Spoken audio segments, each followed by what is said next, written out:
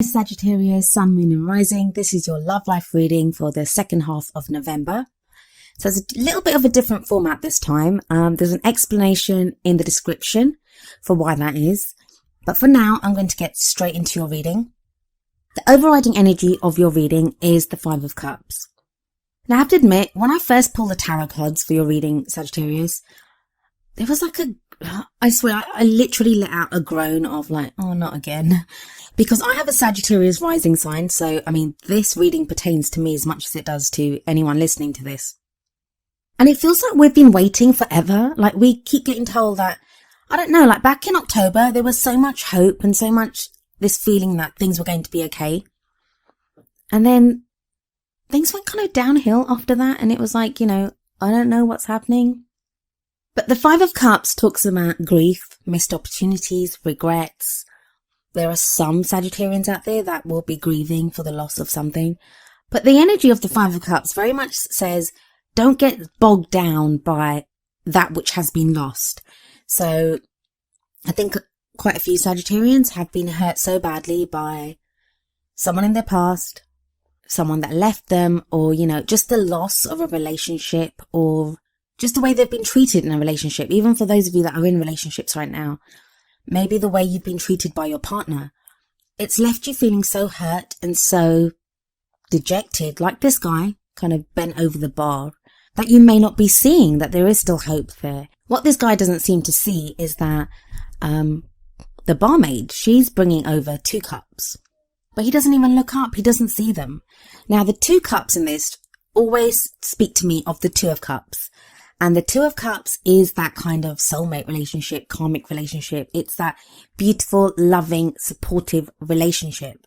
So it's like that is there for us. That maybe the pain and the heartache and the loss and the regrets or whatever Sagittarius has had to go through, that was to lead you to the Two of Cups.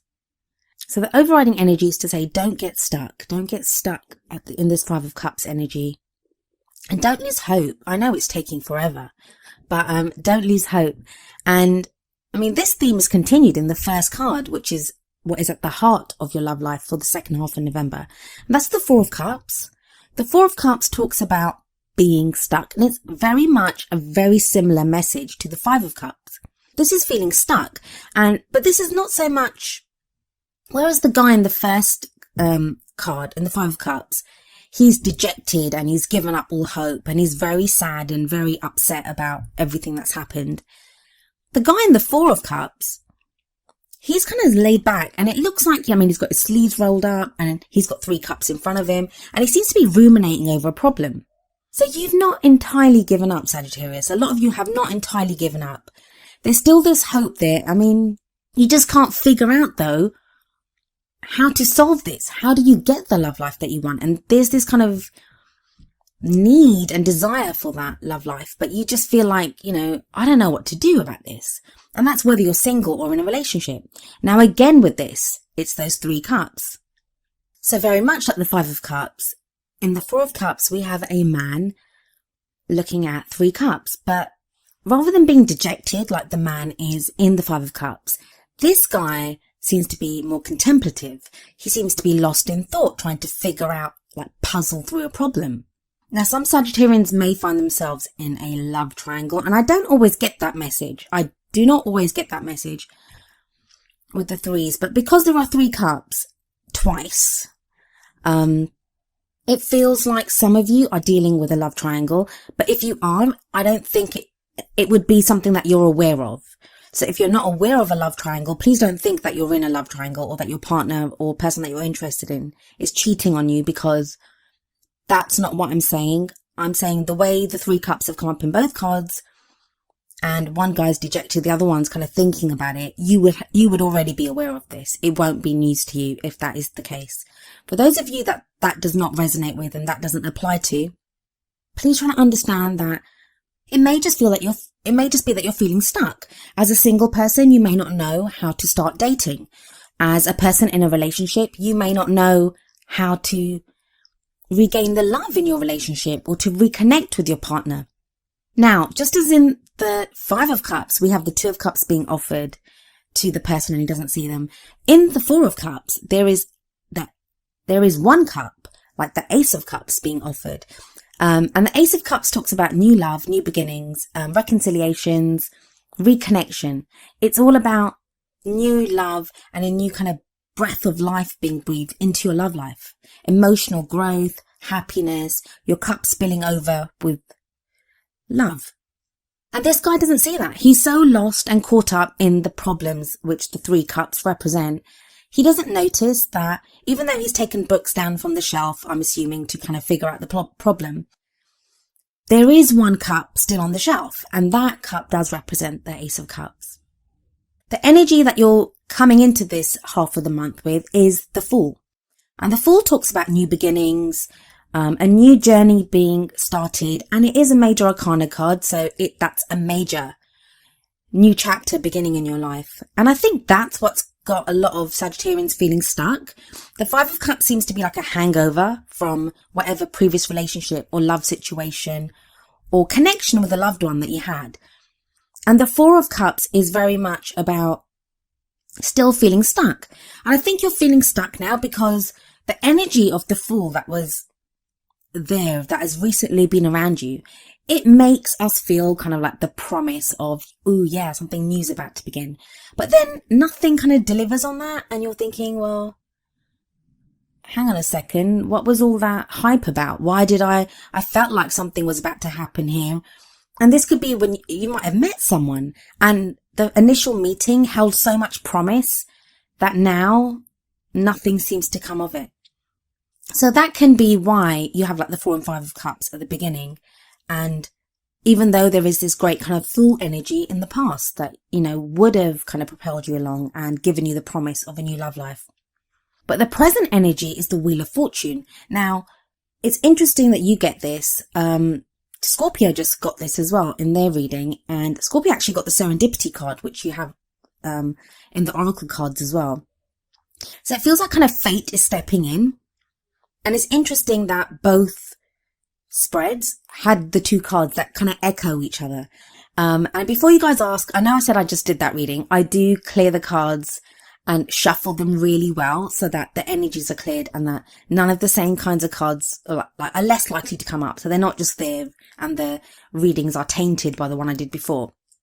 So the Wheel of Fortune in your present, what that tells me is that this is a time of change. You're actually in the middle of that change right now.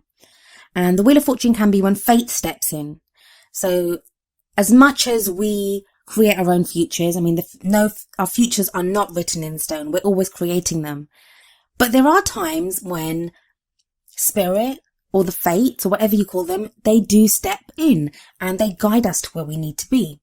Things seem to have started off slowly, like from the Fool, but they will start to speed up now.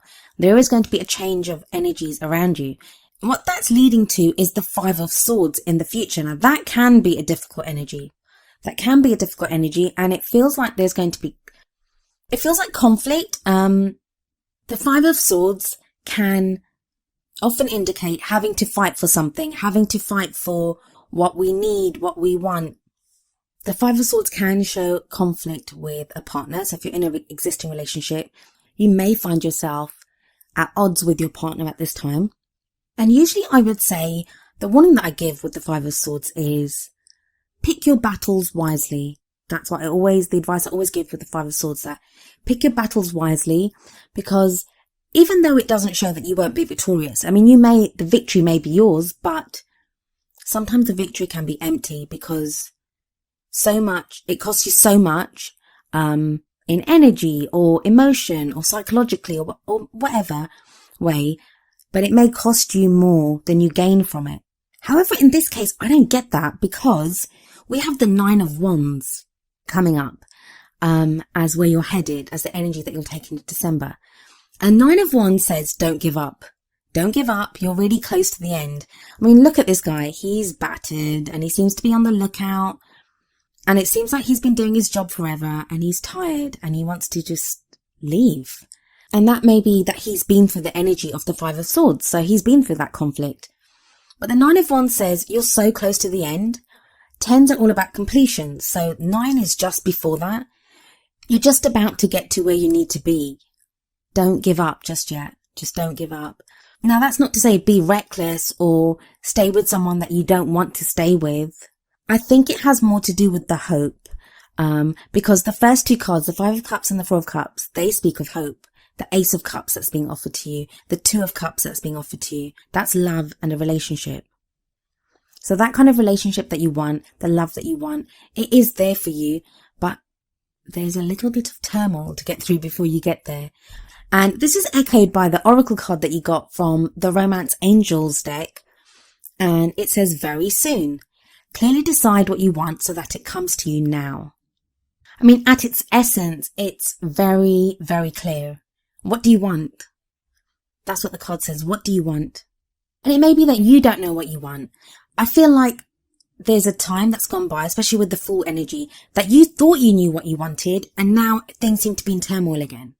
Maybe with the Wheel of Fortune card right now, you've seen a different side of someone if you're in a relationship, or if you're interested in someone, or you're unsure of yourself. You're unsure if you want that kind of relationship.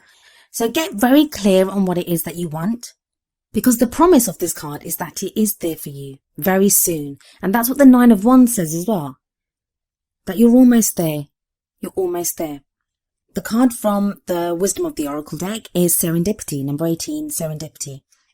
And I'll read the meaning from the book. The essential meanings are opportunity allied with readiness, the awareness of synchronicity, luck and good fortune appearing as signs and symbols, a magical alignment of events. Relationship message. Spirit has a plan, and that plan is to place you in front of the right person at the right time. You have met or are about to meet someone vitally important to your journey. Someone Spirit wants to bring into your life. Only divine forces can plan this meeting. It is out of your hands. Pay attention to the signs Spirit presents. So, I mean, this card very much echoes the promise of the Two of Cups and the Five of Cups and the Ace of Cups. That's kind of on the shelf in the Four of Cups. The love life that you want can be yours. You just have to follow the signs. What is it that you want? Have you experienced any synchronicities? Those of you that the Five of Swords is saying that you're fighting against being with someone for whatever reason. I'm not saying that if someone's bad for you to resist that. Please resist that. Don't go with that.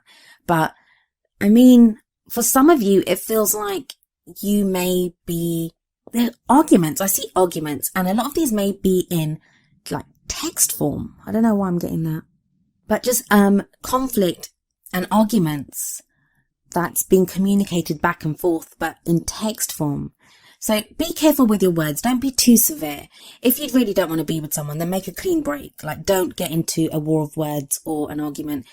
If, on the other hand, what you're wanting to give up on, or, you know, the sense that you now think, I don't know if I've got the energy to do this, is if you're fighting for a love or someone that you feel might be your soulmate, or you have that kind of connection with, then please don't give up yet. Decide what it is that you want. Like, you don't even have to focus on the other person. Focus on what it is that you want. What is it in your heart of hearts that you really want?